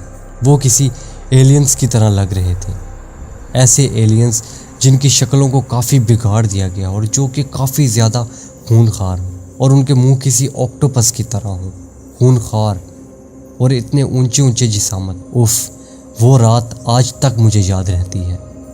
अब शब्बीर तो वहाँ रह चुका था। मैं और दूसरा दोस्त हम दोनों समंदर के पानी की तरफ भागते जा रहे थे। मैं तो किसी तरीके से समंदर के पानी के अंदर छलांग लगा गया, लेकिन मेरा एक दोस्त पीछे ही रह गया। मैंने उसका हाथ पकड़ा और उसको अपनी तरफ खींचने लगा, और वो भी उसी रेत के ऊपर गिर चुका था। मैं पानी के अंदर खड़ा होकर उसको अपनी तरफ घसीट रहा था, जिसकी वजह से मेरा काफ़ी ज़ोर लग रहा था, और उन क्रिएचर्स में से 2 उसी की तरफ भागती हुई आ रही थी, और उन्होंने उसके पाँव में से पकड़ने की कोशिश की, मतलब उसके पाँव को ग्रिप करने की कोशिश की, लेकिन उससे पहले ही मैंने उसको अपनी तरफ खींच लिया था। लेकिन उसके जितने हाथ थे वो उसके पाँव पर लगाना चाह रहा था और उसको ग्रिप करना चाह रहा था, लेकिन उसके हाथों के जो बड़े बड़े नाखून थे उससे मेरे दोस्त की टांगों पर इतने गहरे गहरे ज़ख्म हो गए थे कि वहाँ पर पानी में खून नज़र आने लगा था। लेकिन अब वो चीज़ पानी के करीब नहीं आ रही थी, और उसी गुस्से भरे अंदाज में आवाज़ें लगाते हुए उस जजीरे के अंदर जाने लगी। मैं अपने दोस्त को खींचता हुआ समंदर में काफ़ी दूर तक ले गया। लाइफ जैकेट्स तो हमने वैसे ही पहनी हुई थी, इसलिए हम लोग डूबने तो वाले नहीं थे। लेकिन मेरे दोस्त की टांग में इतना ज़्यादा दर्द हो रहा था कि उसकी बर्दाश्त से बाहर हो रहा था और अब वो बेहोश हो चुका था। उसके बेहोश होते ही मैं भी काफ़ी ज़्यादा डरने लगा। एक दोस्त जो कि हमारा उस जजीरे पर रह गया था, मैं दूर से ही देख रहा था कि वो जो भी क्रिएचर्स थी उसको उठाकर उस जजीरे के अंदर लेकर जा रही थी और वो चीख कर पुकार रहा था कि मेरी मदद करो, मुझे बचा लो। लेकिन हम उसकी मदद नहीं कर सकते थे। अगर उसकी मदद करते तो हमें अपनी जान से भी हाथ धोना पड़ता। मुझे आज भी इस चीज़ का अफसोस है कि मैं उसकी जान नहीं बचा पाया और वो चीज़ें उसको मेरे सामने उस जजीरे के अंदर ले गईं और यकीनन उसका भी वही हाल हुआ होगा जो बाकी सबका हुआ था। उसको जजीरे के अंदर ले जाने के बाद 1 से 2 मिनट बाद इतने ज़ोर की चीख सुनाई थी कि मेरा दिल दहल गया। वो मेरे शबीर दोस्त की आवाज़ थी और अब मुझे लगता है उन्होंने उसको बिल्कुल मार डाला था। बस किसी तरीके अब मुझे अपनी और मेरे तीसरे दोस्त की जान बचाना थी, क्योंकि अब हम दोनों तो बच गए थे, तो किसी तरीके हमें सरवाइव भी करना था। अब अपने दोस्त की बेहोशी को देखते हुए मैंने जो लाइफ जैकेट के नीचे शर्ट पहनी हुई थी किसी तरीके उसको फाड़कर लाइफ जैकेट के नीचे से ही बाहर निकाला और उसकी टांग पे जहाँ से खून बह रहा था वहाँ पे ज़ोर से बांध दी ताकि उसका खून और ज़्यादा बाहर ना निकले। ये करने के बाद मैं समंदर में तैरता हुआ अपने दोस्त को साथ ले जाता हुआ काफ़ी दूर तक जा रहा था, क्योंकि मैं उस जजीरे के करीब नहीं रहना चाहता था कि हो सकता है कोई भी लहर हमें उस जजीरे के और करीब कर दे और वो चीज़ें हम पर दोबारा से हमला कर दें। वो चीज़ें भी बार बार जजीरे के पास आ रही थीं और अंदर जा रही थीं, जैसे कि वो इसी इंतज़ार में थी कि हम कब दोबारा उस जजीरे के पास पहुंचते हैं। लेकिन अब हम जजीरे से काफ़ी ज़्यादा दूर आ चुके थे और मैं भी इतना ज़्यादा थक चुका था, क्योंकि पहले वो तूफ़ान और अब उस जो आइलैंड के अंदर सब कुछ हुआ था उसकी वजह से इतनी ज़्यादा थकावट हो चुकी थी कि मेरी आंखें भी खुद ब खुद बंद होने लगी थी नींद की वजह से, और मुझे नहीं पता चला कि कब मेरी भी आंख लग गई। तो फिर किसी शिप के सायरन की वजह से मेरी आंख अचानक से खुली तो मैं क्या देखता हूँ कि एक शिप बिल्कुल हमारे करीब से गुजर रही थी और उसके ऑब्जर्वेटरी डेक पर काफ़ी सारे बंदे हमारी तरफ देख रहे थे और उनके गोताखोर पानी में छलांग लगाकर हमारी तरफ आ रहे थे। वो हमें अपने साथ उस शिप की तरफ ले गए और हमें रेस्क्यू किया। मेरे दोस्त की ट्रीटमेंट की गई, लेकिन वो अभी तक होश में नहीं आया था। उसका काफ़ी ज़्यादा खून बह चुका था, लेकिन शिप पे ऐसे डॉक्टर्स वगैरह मौजूद होते हैं जो कि प्रॉपर ट्रीटमेंट वगैरह कर सकते हैं और ऐसे रूम्स वगैरह भी अवेलेबल होते हैं जहाँ पर छोटे मोटे ऑपरेशंस किए जा सकते हैं।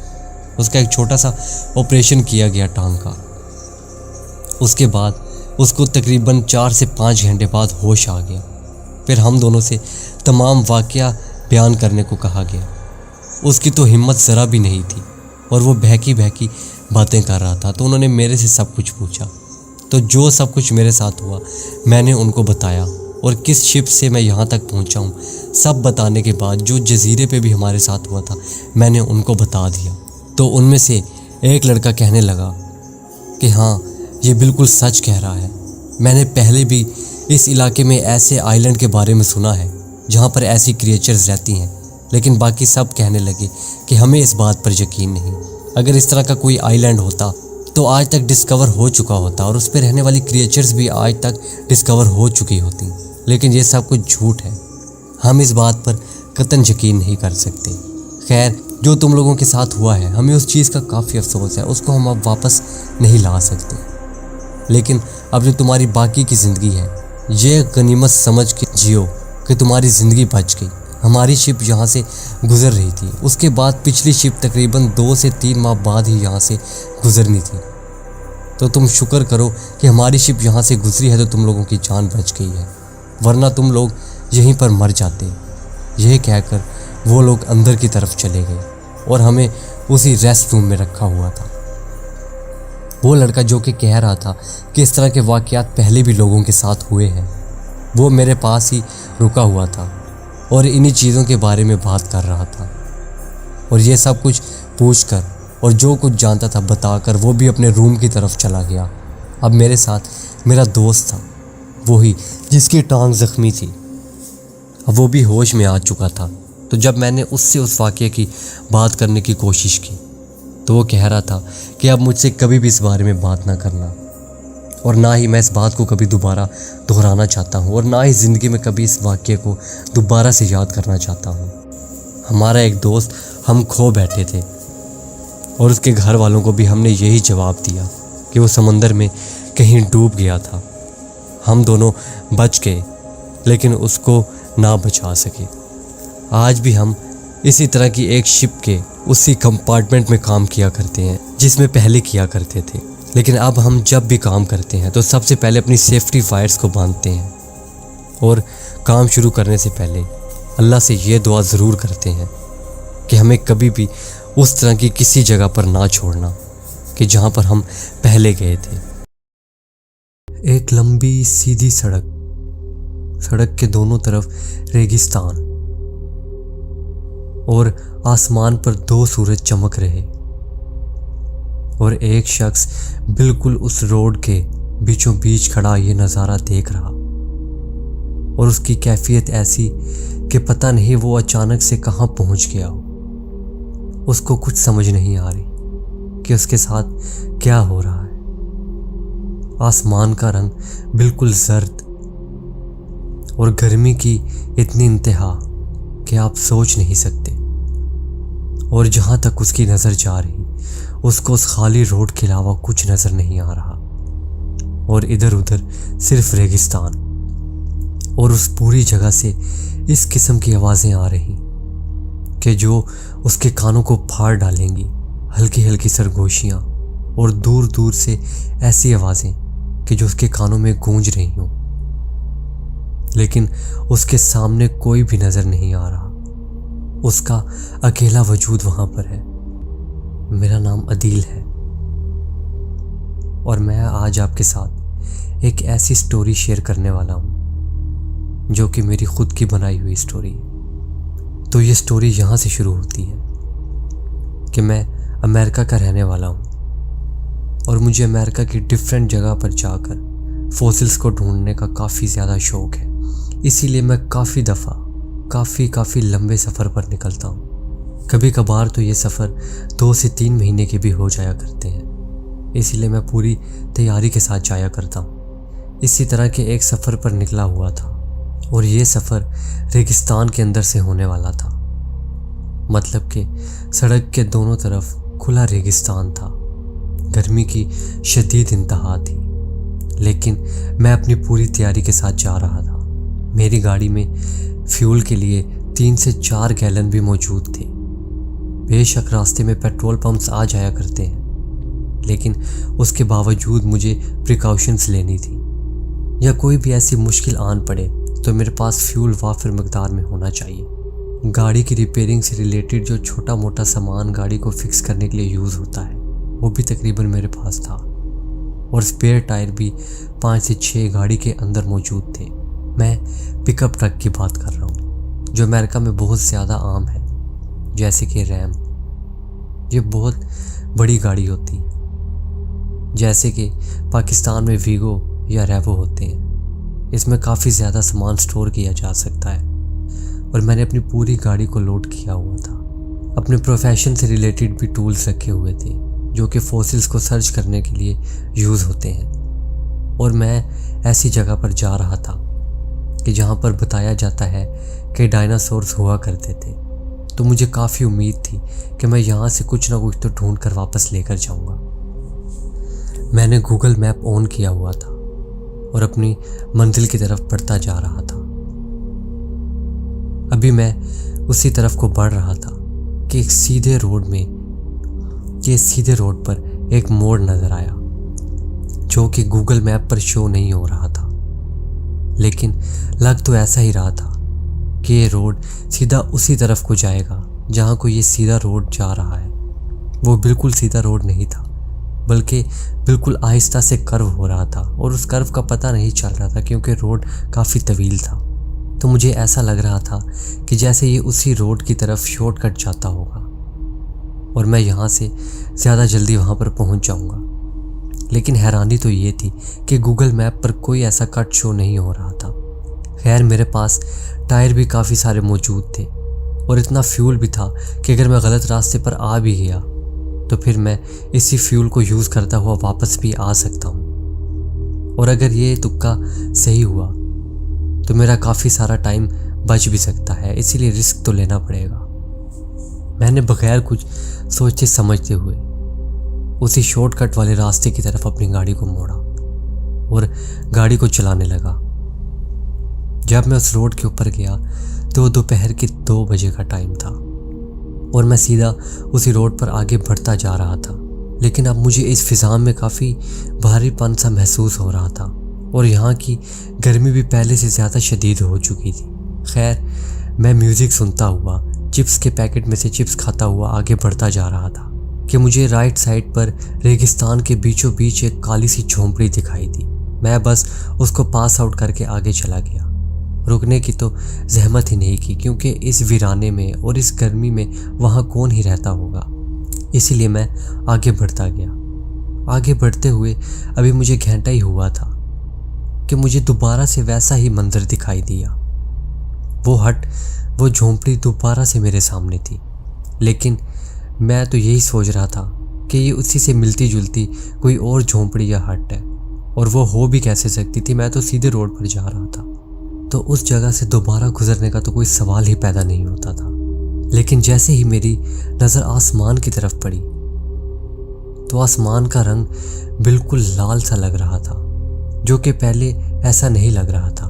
आसमान पूरे पर जैसे लाली सी छाई हुई थी और वो नज़ारा काफ़ी अनरियल और गैर हकीकी लग रहा था। खैर मैं गाड़ी को कंटिन्यू करता रहा और आगे बढ़ता रहा। अभी फिर से 1 घंटा गुजरा तो वही हट दोबारा से मेरे सामने आई। अब मैंने अपनी गाड़ी को रोका और उस जगह को अच्छे से एनालाइज करने लगा और देखने लगा कि ये आखिर हट बनी किस लिए हुई है और इतने फासले बाद आ क्यों रही है। यहाँ पर तो कोई इंसान भी दूर दूर तक नहीं नज़र आ रहा और ना ही कोई गाड़ी मुझे पास आउट करके आगे गुजरी है। तो ऐसी जगह पर इन झोंपड़ियों को बनाने का क्या मकसद हो सकता है। लिहाजा मैंने घड़ी की तरफ देखा तो अभी 2 ही बज रहे थे और मैं तकरीबन 2 से 2.5 घंटे की मुसाफरत कर चुका था। और जब इस रोड पर एंटर हुआ था तब 2 बजे थे। मैंने अपनी आंखों पर ज़ोर से हाथ रखा और दोबारा से टाइम देखने लगा। मैंने सोचा हो सकता है कि मेरी वॉच पर टाइम गलत हो। मैंने अपने मोबाइल पर टाइम देखा तो वही टाइम मोबाइल पर भी शो हो रहा था, मतलब कि 2 ही बजे हुए थे। मैंने अपनी गाड़ी की डैशबोर्ड क्लॉक में चेक किया तो वहाँ भी 2 ही बज रहे थे। लेकिन मुझे अच्छे से याद था कि मैंने इस सड़क पर एंटर होते ही टाइम देखा था, तब 2 बजे का टाइम था और तब से लेके अब तक ये सेम टाइम कैसे शो हो सकता है। मेरा दिमाग तो कुछ और सोच ही नहीं रहा था। मैंने अपने दिल को यह कहकर समझाया कि हो सकता है किसी मैग्नेटिक फील्ड की वजह से या टाइम जोन की गड़बड़ी की वजह से ये इंस्ट्रूमेंट यही टाइम शो कर रहे हो। खैर मैंने उस झोंपड़ी से भी ध्यान हटाया और दोबारा से अपनी गाड़ी को चलाना शुरू किया। अब मैं साथ साथ टाइम भी देख रहा था तो टाइम मुझे बिल्कुल सही शो हो रहा था। 2 के आगे टाइम बढ़ रहा था। आधे घंटे बाद मुझे 2:30 ही शो हो रहा था। खैर मैंने सोचा हो सकता है किसी मैग्नेटिक फील्ड की डिफरेंस की वजह से ये हुआ हो। लेकिन दोबारा से जब मैं घंटे की मुसाफरत कर चुका तो वही झोंपड़ी बिल्कुल मेरे सामने आई। मैंने फ़ौरन से दोबारा घड़ी की तरफ देखा तो देखता क्या हूँ कि फिर से 2 बज रहे हैं। ये बिल्कुल ऐसे हो रहा था कि जैसे मैं बार बार उसी जगह से गुजर रहा हूँ और उसी टाइम में वापस आ रहा हूँ। मैंने अब गाड़ी से नीचे उतरने का फैसला किया और उस झोंपड़ी की तरफ जाने का सोचा। गाड़ी को ऑफ किया, उतर के सीधा झोंपड़ी की तरफ जाने लगा। लेकिन झोंपड़ी की तरफ जाने से पहले मैंने जो आसमान पर देखा वो देखकर तो मुझे अपनी आंखों पर यकीन नहीं हो रहा था।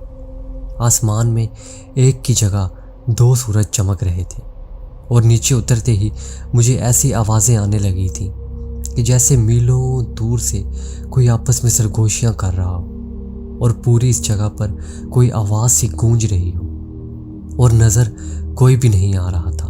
दूर दूर तक बस रेगिस्तान ही था। मैं तो कुछ सोचने समझने के हाल में था ही नहीं। जल्दी से उस झोंपड़ी की तरफ बढ़ा और उसका दरवाज़ा खोलकर अंदर चला गया। बाहर गर्मी भी बहुत ज़्यादा थी लेकिन जैसे ही मैं झोंपड़ी के अंदर गया तो मुझे काफ़ी ठंड सी लगने लगी। वो पूरी झोंपड़ी काली थी, उस पर काला रंग किया गया था, मानो कि उसको जलाया गया हो। अंदर जाते ही मुझे सर्दी का एहसास काफ़ी हैरान कुन लगा। बाहर इतनी ज़्यादा गर्मी कि अगर 5 मिनट को कोई खड़ा हो जाए तो वहीं पर पिघल जाए, और अंदर इतनी ज़्यादा ठंड कि मैं कांपने लगा था। मेरे पास टॉर्च लाइट थी, मैं ऑन करके इधर उधर देखने लगा तो दूर कोने में एक पड़ी हुई कुर्सी पर मुझे एक शख्स बैठा दिखाई दिया। वो अपनी आंखों को अपने हाथों से कवर कर रहा था कि जैसे टॉर्च लाइट उसको डिस्टर्ब कर रही हो, और वो धीमी आवाज़ में कहने लगा, बेटा इसको बंद करो, ये मेरी आंखों को चुंधिया रही है। खैर इतनी देर बाद और उस वीराने में एक शख्स को देखकर मुझे थोड़ा सुकून आया। मैं उस बुजुर्ग के पास गया और उसको पूछने लगा कि ये कौन सी जगह है, और मेरे साथ जो सब कुछ हुआ मैं उसको बताने लगा।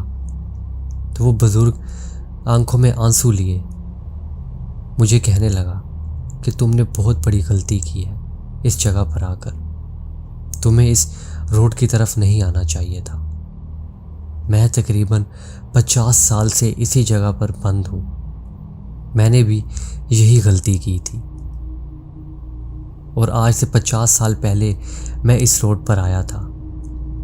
जो तुम्हारे साथ सब कुछ हुआ है मेरे साथ भी ऐसा ही हो रहा था, लेकिन फ़र्क इतना है कि तुम गाड़ी पर हो और मैं पैदल था, और मैं 50 साल से इसी जगह पर कैद होकर रह गया हूँ। यहाँ से बाहर निकलने का मुझे तो कोई तरीका नहीं मिला, और मैंने इसी को अपना मुकद्दर समझते हुए यहीं पर ज़िंदगी गुजारने का फ़ैसला किया।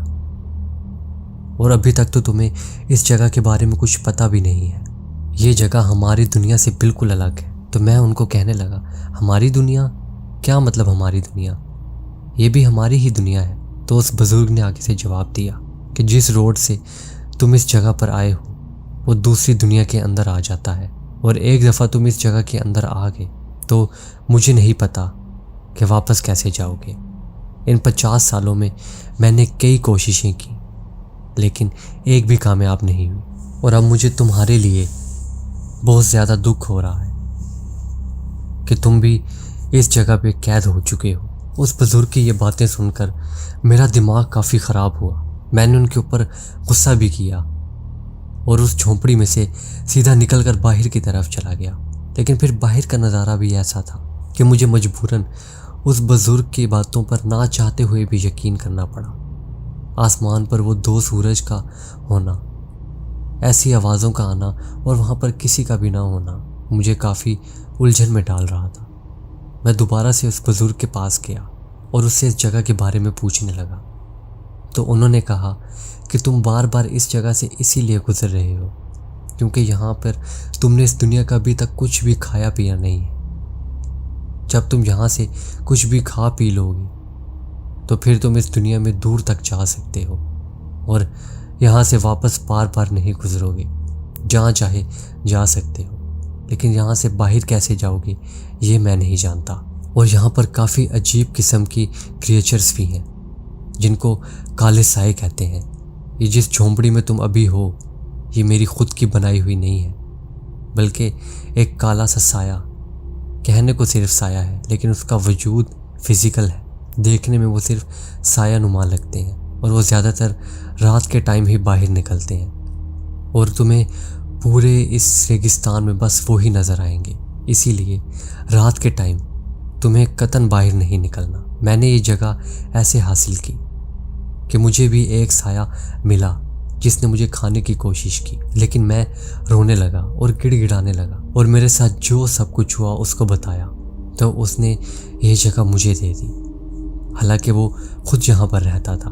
उसने कहा कि मैं अपना बंदोबस्त कहीं और कर लूँगा, बस एक चीज़ का ध्यान रखना, शाम के 7 से 8 तुमने बाहर नहीं निकलना। उसके बाद 8 से लेकर 10 तक निकल सकते हो और फिर 10 के बाद सुबह 5 बजे तक तुम बाहर नहीं निकल सकते। उसकी वजह ये है, रात को 7 से 8 के दरमियान वही साए बाहर घूमते हैं और उनको कोई भी नज़र आ जाए तो वो उसको छोड़ते नहीं हैं। और फिर रात 10 से सुबह 5 बजे तक यहाँ पर ऐसी क्रिएचर्स फिरती हैं कि जिनसे वो साए भी डरते हैं, और वो तुम्हें पलक झपकते ही अपना एक निवाला बना सकते हैं। अब जल्दी से तुम यहाँ का कुछ खा लो ताकि तुम जहाँ चाहे जा सको। मैं उस साए को बुला सकता हूँ, बस उसको याद करता हूँ और वो मेरे सामने हाजिर हो जाता है। वो मेरा दोस्त बन चुका है। अगर वो ना होता तो मैं अभी तक इस जगह पर जिंदा ना होता। उसको कहकर मैं तुम्हारे भी यहाँ रहने का कोई बंदोबस्त करवाता हूँ। उसकी ये सारी बातें सुनकर मेरा दिमाग जैसे सुन सा हो रहा था।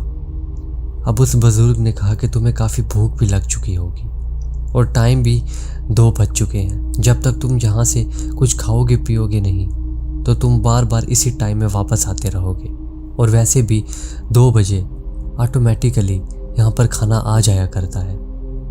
बस तुम्हें ये दस्तरख्वान बिछाना है और खाना उसके ऊपर खुद ब खुद आ जाएगा जो तुम सोचोगे। मुझे उस बुजुर्ग की बात पर यकीन नहीं हो रहा था। वो बुजुर्ग उठा और उस झोंपड़ी की खिड़कियां खोली। उधर से हल्की हल्की रोशनी अंदर आने लगी।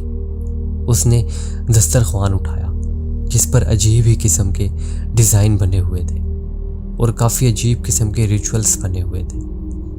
उसने जैसे ही उस दस्तरख्वान को बिछाया और अपनी आंखें बंद करके कुछ सोचने लगा, देखता क्या हूँ कि वहाँ पर पता नहीं कहाँ से खाना नमूदार होने लगा था, तरह तरह का। खैर मुझे भी काफ़ी ज़्यादा भूख लगी हुई थी तो मैं उसके साथ बैठकर वही खाना खाने लगा। उस खाने का जायका ऐसा था कि मैंने अपनी पूरी ज़िंदगी में आज तक ऐसा कुछ भी टेस्ट नहीं किया था। जैसे ही हम खाना खाकर फ्री हुए तो बचा हुआ सारा खाना वहाँ से खुद ब खुद गायब हो गया, और उस बुजुर्ग ने वो दस्तरख्वान को दोबारा तह लगाकर उसी जगह पर रख दिया। अब उसने उस साए को बुलाया जो कि देखने में काफ़ी ज़्यादा डरावना था। मैं तो कोने में बैठा उसको देखकर डर रहा था। मेरे पसीने निकल रहे थे और वो बुजुर्ग उसको इशारों में ही कुछ समझा रहा था। इसके बाद उस साए ने एक चुटकी बजाई और मैं उस बुजुर्ग की झोंपड़ी से गायब होकर किसी नई जगह पर आ गया था। वो साया मुझे भारी और काफ़ी डरावनी आवाज़ में कह रहा था कि अब ये तुम्हारी जगह है। बस जो बातें तुम्हें उस बुजुर्ग ने बताई हैं उनका ख्याल रखोगे तो जब तक चाहोगे यहाँ जिंदा रहोगे, वरना अगर तुमने उनकी खिलाफ वर्जी की तो इस साए और यहाँ पर जो अलग अलग किस्म की मखलूक है वो तुम्हें जिंदा नहीं छोड़ेंगी। ये कहकर वो साया वहाँ से गायब हो गया। अब जैसे ही मैं बाहर निकला तो वो जगह बिल्कुल चेंज हो चुकी थी। मुझे काफ़ी फासले से काले रंग की झोंपड़ियाँ नज़र आ रही थी, लेकिन मैं दिन पर बाहर निकल सकता था।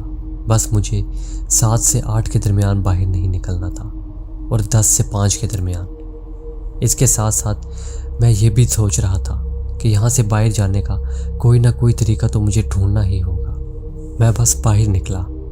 हालांकि झोंपड़ी के अंदर काफ़ी ज़्यादा ठंड थी और बाहर इतनी शदीद गर्मी कि जिसका आप तसव्वुर नहीं कर सकते, और ऊपर से वो माहौल इतनी अफसुर्दगी पैदा कर रहा था कि मेरा रोने को दिल कर रहा था।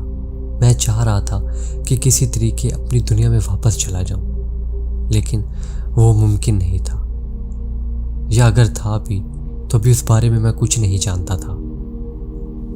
मैं उस पूरी जगह पर घूम रहा था, कभी इधर से उधर, कभी यहाँ से वहाँ, बस ये सोचता हुआ कि शायद ये मेरा ख्वाब हो और अभी मेरी नींद खुले और मैं अपने घर में अपने बिस्तर पर पड़ा हुआ हूँ। लेकिन मेरी ये सोच बिल्कुल गलत थी। मैं वाकई में एक ऐसी जगह पर ट्रैप हो चुका था जो कि हमारी दुनिया का हिस्सा नहीं थी। अब जैसे ही रात के 7 बजे तो मैं अपनी झोंपड़ी के अंदर ही मौजूद था। हल्की सी खिड़की खोलकर देख रहा था तो बाहर का नज़ारा अब नाकाबिले बर्दाश्त था। उस पूरे रेगिस्तान में जगह जगह पर साए मौजूद थे, और जिस साए ने मुझे ये झोंपड़ी बना कर दी थी उससे भी काफ़ी ज़्यादा खौफनाक किस्म के साए और बड़े साए मौजूद थे, और एक एक जगह पर 25-25, 30-30 वही क्रिएचर्स मौजूद थी। और वो पूरा रेगिस्तान जहाँ तक नज़र आ रहा था चांद की रोशनी में, बस वही साए मौजूद थे। अजीब अजीब तरह की आवाज़ें निकाल रहे थे और काफ़ी अजीब अजीब तरह के रिचुअल्स और रस्में कर रहे थे, जैसे कि वो रोज़ ये सब कुछ करते हों। खैर, मैं पूरे 7 से लेकर 8 तक बस उन्हीं को देखता रहा और मेरी आंखों से आंसू गिरते रहे कि मैं आज के बाद किसी इंसान को नहीं देख पाऊंगा और ना ही अपनी दुनिया में वापस जा पाऊंगा। खैर, जैसे ही 8 बजे वो सारे साए अपनी अपनी झोंपड़ियों की तरफ जाने लगे और वहाँ से बिल्कुल ही गायब हो गए। अब फिर से वही रेगिस्तान, अंधेरा और बस चांद की हल्की रोशनी, और वो चांद की रोशनी भी बिल्कुल लाल। मैंने दोबारा से बाहर जाने का फैसला किया। अब जैसे ही मैं झोंपड़ी में से बाहर निकला तो झोंपड़ी की निस्बत बाहर काफ़ी ज़्यादा सर्दी पड़ रही थी। उसके बावजूद मैं इधर उधर देखने लगा और कुछ ऐसा ढूंढने लगा कि जहाँ से मेरे बाहर निकलने का कोई वसीला बन सके। लेकिन मुझे इस चीज़ की उम्मीद नहीं आ रही थी, क्योंकि वो बुज़ुर्ग भी 50 सालों से यहाँ पर कैद है, तो उन्होंने भी कितने जतन किए होंगे यहाँ से बाहर जाने के। तो मुझे कैसे ही कोई तरीका मिलेगा बाहर जाने का। मैं चलता चलता अपनी झोंपड़ी से काफ़ी ज़्यादा दूर आ चुका था और अब मुझे ऐसा कोई रास्ता भी नहीं पता था कि जिसके ज़रिए मैं उस बुज़ुर्ग की तरफ जा सकूं। खैर, रात के 10 बज चुके थे और टाइम का अंदाज़ा मुझे मेरी रिस्ट वॉच से हो रहा था। फिर मुझे ध्यान आया कि उस बुज़ुर्ग ने कहा था कि मुझे 10 से 5 भी बाहर नहीं रहना। लेकिन इस टाइम के दरमियान ऐसा क्या होने वाला था कि उस बुज़ुर्ग ने मुझे इस टाइम पे बाहर रहने से मना किया था और झोंपड़ी से भी मैं काफ़ी आगे आ चुका था। तो मैं जल्दी से अपनी झोंपड़ी की तरफ भागने लगा। जैसे ही मैं अपनी झोंपड़ी की तरफ जा रहा था कि मुझे ऐसे फील हुआ कि जैसे पूरी ज़मीन मेरे नीचे हिलने लगी है, मानो कि ज़लज़ला आ रहा हो, और मैं एक झटके से ज़मीन पर जा गिरा। और जो कि पहले रेगिस्तान था, अब अचानक से वहाँ पर बड़ा बड़ा घास निकल आया था, और इतना ज़्यादा बड़ा घास कि मानो मैं उसके अंदर गायब ही हो चुका था। अब मैंने उस रोड की तरफ जाने का फैसला किया। तो जैसे ही रोड की तरफ किया और घास को हटा कर देखा तो वो नज़ारा मानो कि मेरी जान निकालने वाला था। बिल्कुल शेर जैसी कोई चीज़, लेकिन उसकी कदो कामत बिल्कुल डायनासोर्स जैसी थी, बल्कि उनसे भी कई गुना बड़े। और वो ही चीज़ें उस पूरी जगह पर नज़र आ रही थी। मानो ऐसा लग रहा था कि मैं डायनासोर्स को ही देख रहा हूँ, और उस पूरी जगह पर वो भरे पड़े थे, इधर से उधर जा रहे थे और चीज़ों को सूंघ रहे थे और काफ़ी खौफनाक किस्म की आवाज़ें निकाल रहे थे। और उनकी आवाज़ें इतनी तेज़ और शदीद थीं कि मेरे कानों से खून निकलने लगा। मैंने अपने कानों को अपने हाथों से बंद किया और दोबारा से लेट गया उसी घास के अंदर, ताकि वो चीज़ें मुझे देख ना पाएं। और साथ साथ मुझे ये भी डर था कि अगर यहाँ से गुजरते हुए किसी का पाँव मेरे ऊपर आ गया तो मैं तो नहीं बचूंगा। लिहाजा मैं उस घास के अंदर से ही हल्का हल्का सा अपनी झोंपड़ी की तरफ बढ़ने लगा। झोंपड़ी की तरफ जैसे ही पहुंचा तो मेरे झोंपड़ी के तकरीबन काफ़ी ज़्यादा एरिया में घास नहीं बल्कि वही रेगिस्तान था। इसीलिए जैसे ही मैं उस घास से बाहर निकला तो उन सारी चीज़ों ने मुझे देख लिया और दूर से भागकर मेरे पास आने लगी। और वो ज़मीन इतनी ज़्यादा हिलने लगी कि मेरे से चलना भी मुश्किल हो रहा था। किसी तरीके मैं जल्दी से भागता हुआ लड़खड़ाता हुआ अपनी झोंपड़ी की तरफ पहुंचा और अंदर जाते ही झोंपड़ी का दरवाज़ा बंद कर दिया। जैसे ही मैंने उस झोंपड़ी का दरवाज़ा बंद किया तो वो चीज़ें वहाँ से ऐसे दूर जाने लगीं कि जैसे उन्होंने कुछ देखा ही नहीं। बस अब मैं समझ चुका था कि उस बुजुर्ग ने जो सब बातें की थी वो सब सच थी। और उस घास से भागते भागते मेरे जिस्म पर उस घास की वजह से ऐसे निशान लगे थे कि मानो मुझे किसी ने छुरियों से कट लगाए हो। ना ही मेरा कुछ खाने का दिल था, ना ही कुछ और करने का दिल था। खैर, मैं किसी तरीके रोता रोता और अपने आप को दिलासे देता हुआ मैं अल्लाह का नाम लेते लेते और जो कुछ मुझे सूरतें वगैरह याद थी वो पढ़ता पढ़ता सो गया। और जैसे ही तकरीबन सुबह 6 बजे मेरी आँख खुली तो मैं जल्दी से उठा और वो झोंपड़ी देखकर दोबारा से मैं ज़ोर ज़ोर का रोने लगा कि ये सब कुछ ख्वाब नहीं था बल्कि सच में मेरे साथ हो रहा था और मैं इस जगह पर हमेशा के लिए ट्रैप हो चुका हूँ। काफ़ी देर मैं यूं ही अफसुर्दा अंदर पड़ा रहा। उसके बाद मैं बाहर निकला, लेकिन बाहर निकलते ही एक चीज़ जो मैंने नोट की उस पर मुझे यकीन नहीं हो रहा था। वो बात ये थी कि आसमान पर दो की बजाय एक ही सूरज था। अब बाहर ना ही तो कोई ऐसी आवाज़ें आ रही थीं जो कि मुझे पिछले दिन आ रही थी और ना ही फिजा में कोई ऐसा भारीपन महसूस हो रहा था। और जो गाड़ी मैंने उस बुजुर्ग की झोंपड़ी के बाहर खड़ी की थी वो मुझे अपने सामने नज़र आ रही थी। खैर मैं समझ चुका था कि मैं उसी बुजुर्ग की झोंपड़ी के अंदर मौजूद हूँ। मैं उस पूरी जगह देखने लगा, लेकिन वो बुजुर्ग आदमी मुझे कहीं भी नहीं मिला। मैं जल्दी से अपनी गाड़ी की तरफ बढ़ा और गाड़ी के अंदर बैठा और अपने अल्लाह को याद करने लगा। मुझे ऐसा लग रहा था कि जैसे मैं अपनी दुनिया में वापस आ चुका हूँ, लेकिन इस बात पर यकीन करने को दिल नहीं कर रहा था क्योंकि वो बुजुर्ग इतनी मेहनत के बाद भी यहाँ से बाहर नहीं निकल पाया था। तो मैं बगैर कुछ किए यहाँ से बाहर कैसे निकल पाया?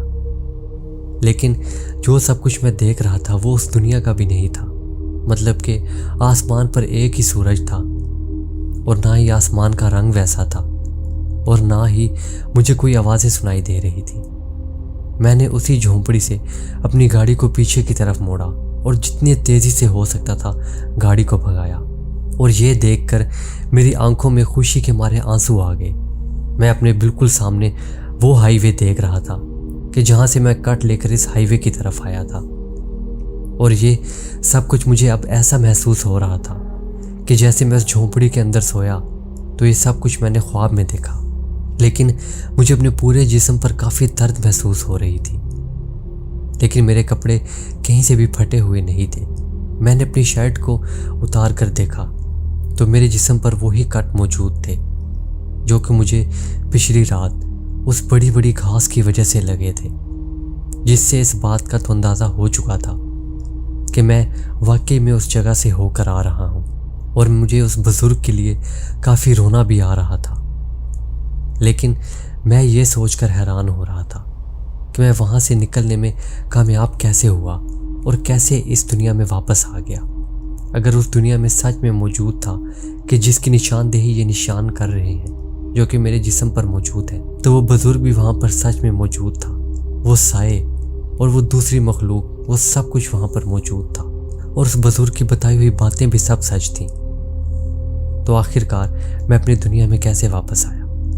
मैंने बगैर देर करते हुए उस रोड की तरफ गाड़ी को मोड़ा और अपने घर की तरफ जाने लगा। आज तक मुझे वो नज़ारा और उस दुनिया में गुजारा एक एक लम्हा आज तक याद है और मैं उसको याद करके गमगीन हो जाता हूँ, उस बुजुर्ग के लिए भी। लेकिन मैंने अक्सर अपने दोस्तों के साथ वहाँ जाने का फैसला भी किया, लेकिन उस रोड पर कई बार गुजरने पे भी वो शॉर्टकट मुझे कभी भी दिखाई नहीं दिया, मानो जैसे कि वो रास्ता वहाँ मौजूद ही नहीं था। और उस दिन ने मेरी ज़िंदगी में कैसा कड़वा सा छोड़ दिया था कि अब मुझे दूसरी दुनिया पर यकीन होने लगा था, जिसको मिरर या पैरेलल वर्ल्ड कहते हैं। उम्मीद करता हूँ कि आपको आज की स्टोरी काफ़ी ज़्यादा पसंद आई होगी। अगर आपको स्टोरी पसंद आई है तो वीडियो को थम्स अप दें। मिलते हैं नेक्स्ट वीडियो में नेक्स्ट स्टोरी के साथ। तब तक के लिए टेक केयर। अल्लाह हाफिज़।